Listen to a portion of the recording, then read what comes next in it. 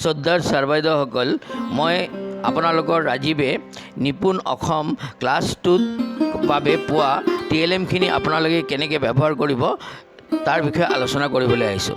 আজি আলোচনা কৰিম বাক্য কাৰ্ড, আৰু সেই বাক্য কাৰ্ডৰ চিৰিয়েল নম্বৰ হ'ল L28 পৰা L39। অলৰেডি আপোনালোকে ট্ৰেইনিঙত গমে পাইছে কেনেকৈ এই বাক্য কাৰ্ড ব্যৱহাৰ কৰিব লাগে।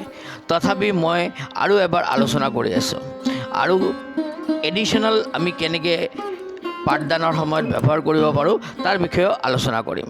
ধৰক এতিয়া প্ৰতিটো কাৰ্ডত এটা চিত্ৰ দিয়া আছে, চিত্ৰৰ তলত এটা বাক্য লিখা আছে। এতিয়া ল'ৰা ছোৱালীক আমি কেনেকৈ বাক্য গঠন কৰিব লাগে এই ধাৰণাখিনি দিম।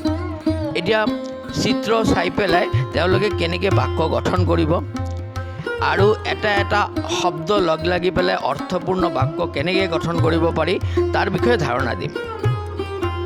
আৰু প্ৰথমতে শ্ৰৱণ, পঠন আৰু লিখনৰ যি ধাৰণা, সেই ধাৰণাখিনি ইয়াৰ মাধ্যমেৰে, কাৰ্ডৰ মাধ্যমেৰে আমি ল'ৰা ছোৱালীক দিব পাৰোঁ। যেনেকৈ আমি পঢ়ি শুনালোঁ, তেওঁলোকে আমাৰ লগত পঢ়িলে, আৰু তেওঁলোকে নিজাববীয়াকৈ স্বতন্ত্ৰভাৱে পঢ়িলে, লিখিলে।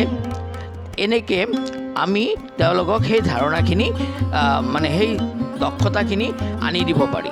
যে মৌখিক ভাষাৰ বিকাশৰ কাৰণে এতিয়া কি কৰিব পাৰি।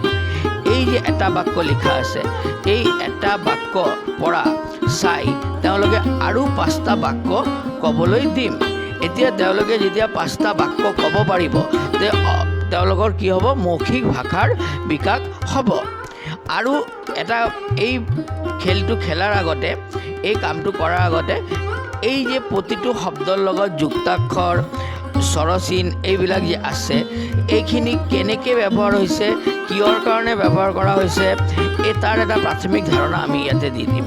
এই বাক্যৰ ব্যৱহাৰ কৰি তেওঁলোকে গল্প এটা সাজিবলৈ দিব পাৰোঁ, আৰু গল্পটো পাঠ কৰিবলৈ দিব পাৰোঁ।